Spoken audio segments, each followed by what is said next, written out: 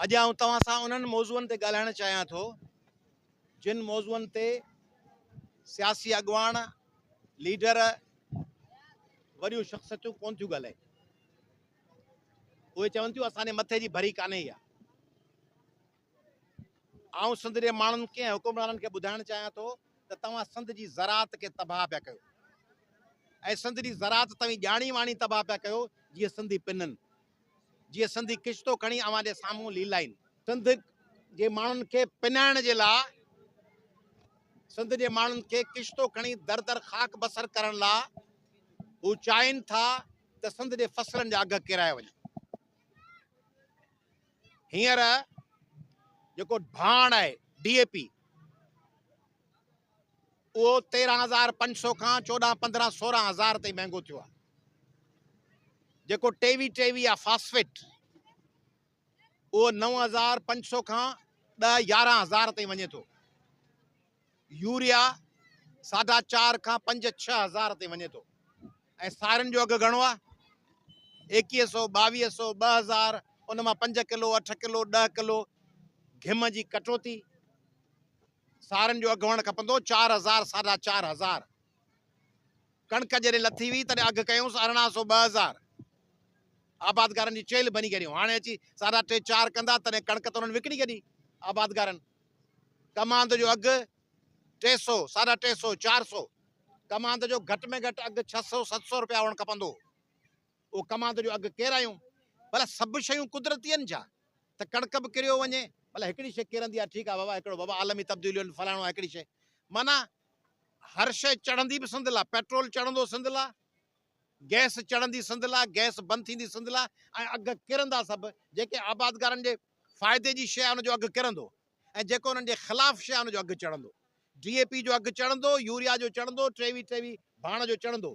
दवाऊं जेके पेस्टिसाइड्स 500, 600 में डीलर खे मिलनि थियूं, उहे दवाऊं 2,000, 2,500, 3,000, 4,000 में आबादगार ऐं हारीअ खे मिलनि थियूं। शइ जेका इस्तेमाल में आहे उनजो अघु वधीक, ऐं जेका हारी पाण उपाए थो ऐं आबादगार पाण उपाए थो उनजी क़ीमत काठियुनि जी भरीअ खां बि कमांद सस्तो। फुटियूं 4.5, 5, 6,000। फुटियुनि जो अघु हुअणु खपंदो 9.5, 10,000। फुटियुनि जो अघु केराए छॾियूं। मिर्चनि जो अघु केराए छॾियूं।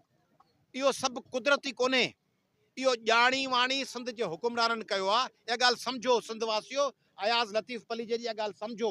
इहो इत्तेफ़ाक़ कोन्हे त सिंध जी ज़मीनुनि लाइ पुछड़ीअ में पाणी कोन्हे। हिननि वटि 300 खां वधीक इरिगेशन वटि रुॻो कोटड़ी में मशीनूं आहिनि। उहे खाटीअ लाइ छो कोन थियूं हलनि? खाटी थींदी त टेल में पुछड़ी में पाणी ईंदो न। ही नथा चाहिनि पुछड़ी में पाणी अचे, ही नथा चाहिनि त टंडो मोहम्मद ख़ान, बदीन, सजावल, ठटे जे माण्हुनि खे पाणी मिले। छो नथा चाहिनि? ही नथा चाहिनि त कश्मीर ऐं कंदकोट ऐं शिकारपुर ऐं घोटकी ऐं जैकबाबाद में अमन हुजे। छो नथा चाहिनि?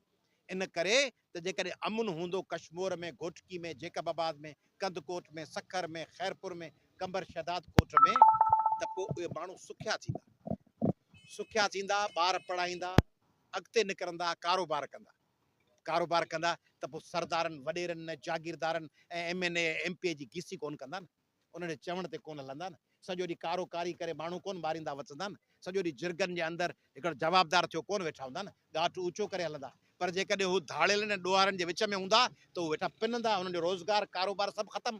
तीअं बदीन, ठटे, सजावल जा माण्हू इन्हनि ज़िलनि जे माण्हुनि खे सारनि जो, फुटियुनि जो, कणिक जो अघु मिलंदो ऐं दवाउनि जो ऐं भाण जो अघु सस्तो थींदो त ॻाठ ऊचो कंदा, पंहिंजा ॿार पढ़ाईंदा, ॿार यूनिवर्सिटियुनि में वेंदा, इंजीनियरिंग, लॉ, मेडिकल पढ़ंदा, बिज़नेस पढ़ंदा, कारोबार पढ़ंदा, दुनिया जे मुख़्तलिफ़ मुल्कनि में निकिरंदा। पोइ MNA, MP जे अॻियां पिनंदा थोरी। पोइ इनकम सपोर्ट जे कार्ड लाइ माई हेॾां अच, आङूठो हण, माई हेॾां अच, अच्छा मशीन ते अचे, हिन मशीन में तुंहिंजो नंबर कोन पियो अचे। मायूं वीचारियूं असांजूं फ़क़ीराणियूं थोरी बनाए सघंदा। असांजे चौक ते पिनण वारा माण्हू थोरी हूंदा। पोइ माण्हू कंधु ऊचो करे जीअंदा। पोइ हिननि जे बिरयानी जी थेली ॾिसी हिननि जे पोयां डोड़ थोरी पाईंदा। ही चाहिनि था त सिंधी बिरयानी जे थेलीअ जे पोयां डोड़ंदा रहनि। ही चाहिनि था त सिंधियुनि जी ज़राअत तबाह कयूं, सिंधियुनि जे सारियुनि, फुटियुनि, केले, कमांद, हर फसल जो अघु केरायूं। लाड़काणे, कंबर शहदाद कोट, दादू जा माण्हू सारियुनि जे अघ जे किरण जे करे तबाह थी विया आहिनि, हिन इलाइक़े जा तबाह थी विया आहिनि। उहो अघु हिननि ॼाणी वाणी केरायो आहे। हिननि ॼाणी वाणी इहा साज़िश कई आहे। हिकिड़े पासे इहो, ॿिए पासे छवी तरमीम कंहिं आंदी? हिननि। 26वीं तरमीम कौन लाया है? ये खुद लाया है। 27वीं तरमीम कौन ला रहा है? ये खुद ला रहे हैं। पाकिस्तान पे ये अजाब किसने मुसल्लत किया है? मौजूदा हुक्मरानों ने और माजी के हुक्मरानों ने। पाकिस्तान के मौजूदा और माजी के हुक्मरानों ने ये अशर किया है। सारी जिंदगी आप कहते रहे अफगान हमारे भाई हैं। वो अफगान तो इंडिया के साथ मिल गए। अफगान तो इंडिया के साथ मिलकर आप पे हमले आवर हैं। ये पॉलिसी हमने बनाई थी क्या? अयाज लतीफ पलीजो ने बनाई थी या आम सिंधी बलोच पश्तून पंजाबी या सराइकी ने बनाई थी? ये पॉलिसी तो हुक्मरानों ने बनाई थी कि हमारी स्ट्रेटेजिक डेप्थ है, हमारे भाई हैं, और भाई भाई करके उनकी तरफ से आप जो सोवियत यूनियन और अमेरिका के खिलाफ उनके साथी बन के मैदान में रहे, उसकी वजह से आपको क्या मिला? मंशियात, असला, हेरोइन। आप तबाह हो गए, बर्बाद हो गए। आम अफगानी हमारा भाई है, आम अफगानी बच्ची बहन हमारी बहन है, हमारा भाई है, हमें उनसे हमदर्दी है। मगर अगर वो अपने मुल्क में जाके आबाद हुए तो हम उनसे ज्यादा प्यार करेंगे, क्योंकि हमारे पास वसाइल खुद कम है। हाणे सिंध में जेका 26 ऐं 27 तरमीम है, इहा पीपल्स पार्टी पाण पई आणे, बयान बि पाण कढंदी, पीपल्स पार्टी पई आणे। सिंध में जेके माण्हू गिरफ़्तार था थियनि, उन्हनि जा सवाल वरी पुछंदा, भाई ईसा हेॾां अच कीअं गिरफ़्तार थियो, मूसा हेॾां अच कीअं गिरफ़्तार थियो, धड़ी बख़्श हेॾां अच कीअं गिरफ़्तार थियो, किरड़ अक लौंग हेॾां, लौंग खे कहिड़ी ख़बर? लौंग गिरफ़्तार कयो आहे छा? ऐसे जो पुछो, ऐसे जो गिरफ़्तार कयो आहे छा? पोइ चवंदा असांजो वस कोन थो हले। तव्हांजो वस कीअं कोन थो हले? जॾहिं तव्हांजो पीपल्स पार्टी जो माण्हू थो बदिजे त चओ था ईंट से ईंट बजा देंगे। तव्हां चयो आहे न, तव्हां चयो ईंट से ईंट बजा देंगे। तव्हांजा 4 माण्हू ॿधा, तव्हां चयो त असीं ईंट सां ईंट बजाए छॾींदासीं, ऐं पोइ तव्हां पंहिंजा माण्हू छॾे रहिया।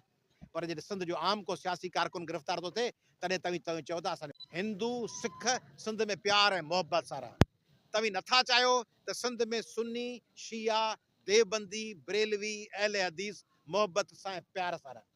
तव्हीं पाकिस्तान जे 25 करोड़ माण्हुनि में नफ़रतूं था पैदा कयो त जीअं उहे विढ़नि ऐं तव्हांखे उन्हनि खे मैनेज करण में सहूलियत थिए। मुतालबो थो कयां हिन प्लेटफॉर्म तां त सिंध जे पुछड़ियुनि ताईं पाणी पहुचायो, सिंध में खाटियूं करायो, सिंध में सारनि जो अघु बहितर कयो, घटि में घटि 4000 कयो, कमांद जो अघु 600 खां 800 जे विच में कयो, कणक जॾहिं लहे वरी ताज़ी त उन वक़्तु 4000 कयो, सिंध जे आबादगारनि जे मथां इहे वार बंदि कयो, सिंध जे माण्हुनि खे ज़मीन ते कुचले तबाह करे पिनण जहिड़ो करण वारी जेका पॉलिसी आहे उहा तब्दील कयो, ऐं कराची जेको लाकानून जो मर्कज़ बनायो अथव, हैदराबाद जिते ॾोहूं फुर धाड़ेल चोरियूं अगवा ऐं कंदकोट शिकारपुर जेकबाबाद, सिंध में अमन अमान बहाल करियो, सिंध जे माण्हुनि खे मेरिट ते रोज़गार ॾियो, सिंध में रहंदड़ सिंधी हुजनि, उर्दू ॻाल्हाईंदड़ मुहाजिर भाउर हुजनि, पंजाबी पश्तून हुजनि, उहे सभु असांजो भाउ आहिनि जेके हिते सदियुनि खां ॾहाकनि खां आबाद आहिनि, असांजो हिसो आहिनि। उन्हनि जे विच में नफ़रतूं वधणु कोन ॾींदासीं, उन्हनि खे जोड़ींदासीं ऐं सिंध खे पंहिंजे पेरनि ते उथारे ॿिहारींदासीं।